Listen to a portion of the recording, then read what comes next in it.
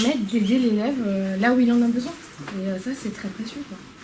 C'est très précieux. Et c'est un gain de temps formidable. Et pour eux aussi, ils peuvent avoir accès à des ressources. Et ensuite les partager aussi, parce qu'en termes d'inclusion, il y a l'aspect, voilà, je m'aide avec l'outil numérique et je partage après ma culture aussi en créant des choses ou même en traduisant pour les autres.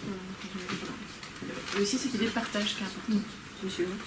Oui, puis le avant-après aussi, on a une classe dont les frontières vont être un peu cassées, c'est-à-dire que on a effleuré un tout petit peu le sujet tout à l'heure, mais le fait de pouvoir dire aux élèves bon, cet après-midi ou ce soir, il y a telle difficulté, on va travailler ensemble de la maison. C'est une flexibilité qu'on a aujourd'hui qui est super intéressante. C'est-à-dire que les élèves, ils viennent spontanément, on peut faire, je le disais, de l'écriture collaborative, du jeu sérieux, etc. Mais tous ensemble, on forme maintenant plus une équipe plutôt que quelque chose de frontal.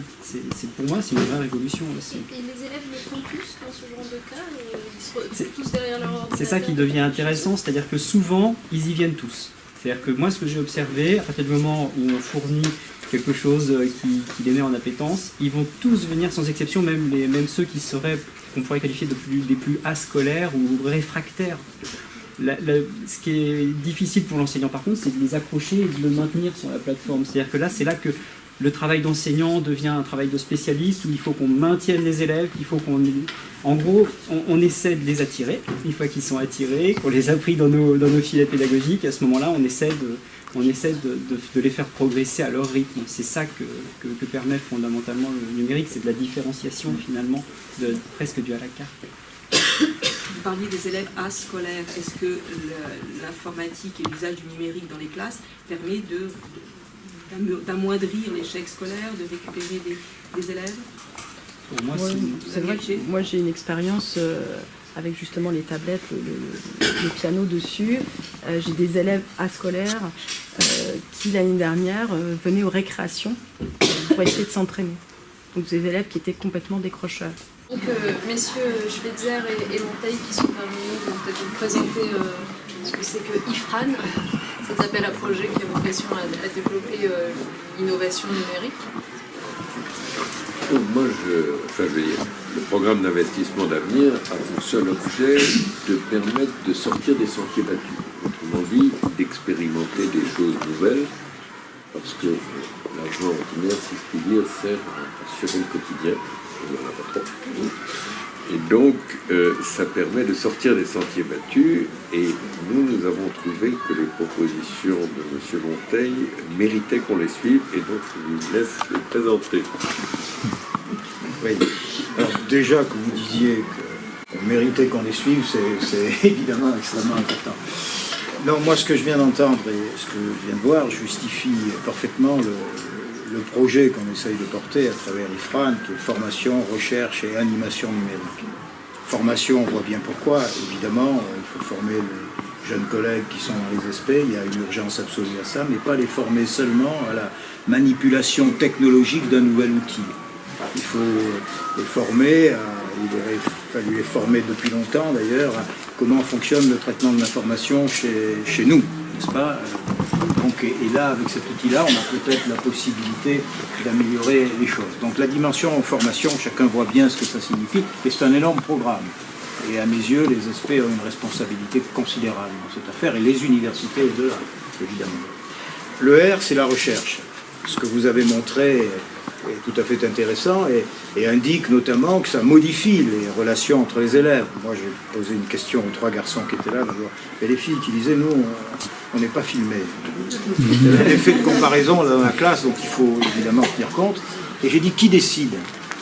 Qui décide? Qui prend la décision de modifier le jardin? On me donne des avis à côté, et puis moi je fais, mais tu décides? Non, moi je suis le technicien, mais on tourne. Il y a un apprentissage avec l'outil numérique, un apprentissage de la vie sociale dans les organisations. Ça, c'est un élément tout à fait intéressant. Par ailleurs, vous dites qu'ils sont heureux. Alors la question qui est posée, c'est est-ce que quand on est heureux, on apprend mieux? C'est une hypothèse qu'il faut vérifier, tout de même, un tout petit peu quand même. Il faut la regarder. Donc il y a le bonheur qu'on peut être ensemble, travailler ensemble, l'espace collaboratif, il y a un vrai apprentissage social. Puis après, il y a les apprentissages cognitifs, c'est-à-dire comment on s'approprie un certain nombre de notions, etc. Et dans le R que nous mettons dans l'IFRAN, il y a cette dimension-là. Le R, c'est on va mobiliser les meilleurs chercheurs dans le domaine qui touche aux nouvelles technologies, aux sciences cognitives, etc., pour en effet essayer de regarder d'abord vos expériences, voir comment il est possible de les comparer, de telle sorte à regarder si effectivement il y a bien une efficacité, de quelle nature elle est, à quel facteur il faut l'attribuer. Donc il y a toute une démarche scientifique à faire.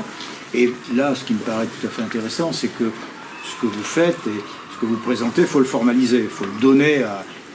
il y a quelque chose qui est de l'ordre du partage. Mais il faut partager des choses qui sont validées. Il y a une validation de nature scientifique à faire, donc le R va servir à ça. Et on va, dans ce domaine-là, mobiliser les meilleurs chercheurs. On les a dans notre pays. Et dans le projet IFRAN, il y a la possibilité de financer des bourses doctorales.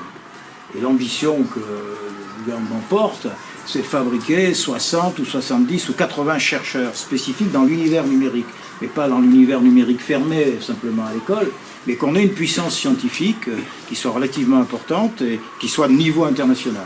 Donc là aussi, les universités, les SP ne peuvent pas rester sur le bord du chemin, c'est pas possible. Et vous avez besoin de savoir si ce que vous faites a une efficacité plus importante que ce que vous faisiez.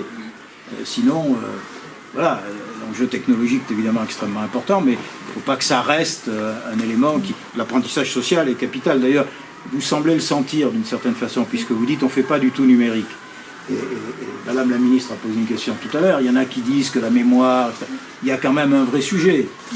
L'externalisation des mémoires dans des objets qui les conservent suppose qu'on ait un travail sur la mémoire qui soit un petit peu différent. Donc ça veut dire qu'il ne va pas falloir abandonner un certain nombre de choses parce qu'en effet, la machine stocke, mais elle ne pense pas tout à fait encore. Il ne faut pas injurer l'avenir, elle va peut-être penser un jour. Mais pour le moment, elle se contente de stocker. Et ce que vous avez dit, Madame la principale tout à l'heure, en disant, en adressant à notre collègue, là, il faut passer de l'information à la connaissance. Et ça, c'est un sujet lourd. Il faut déjà passer à l'informatique, de la donnée à l'information, puis après, il faut passer de l'information à la connaissance. Et pour passer de l'information à la connaissance, il faut la contextualiser, il faut la comparer, il faut la remettre. Et on n'a jamais eu autant besoin du professeur que maintenant.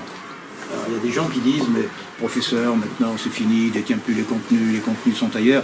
Oui, mais la procédure d'accès au contenu à leur traitement, c'est le professeur. Et on a besoin de professeurs absolument formés dans ce domaine-là, et le travail collaboratif entre les professeurs bien nécessaire. Donc ça, c'est l'animation qu'il faut faire à l'intérieur des établissements, c'est le A, quoi, hein, qui est... Et cette animation, elle doit sortir de l'école, parce que la responsabilité que vous avez, et que nous avons tous, c'est qu'on est entré dans la société numérique depuis un certain temps, et l'entrée dans cette société numérique n'a pas que des avantages.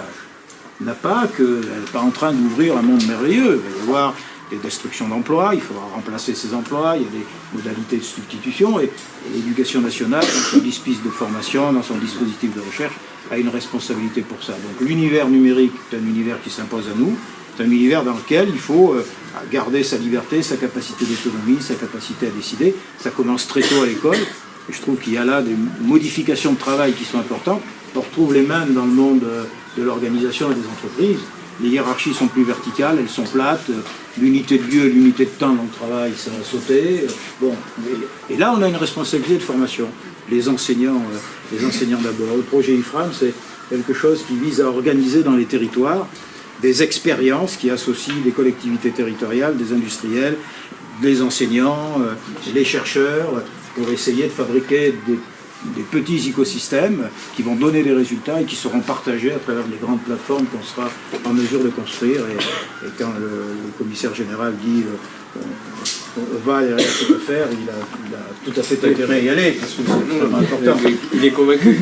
Non, il y a deux sujets qui sont importants, c'est de voir comment des gens qui n'ont pas toujours l'habitude de travailler ensemble, quand on parle d'entreprise, d'éducateurs, d'écoles, comment tout ceci va travailler ensemble, effectivement.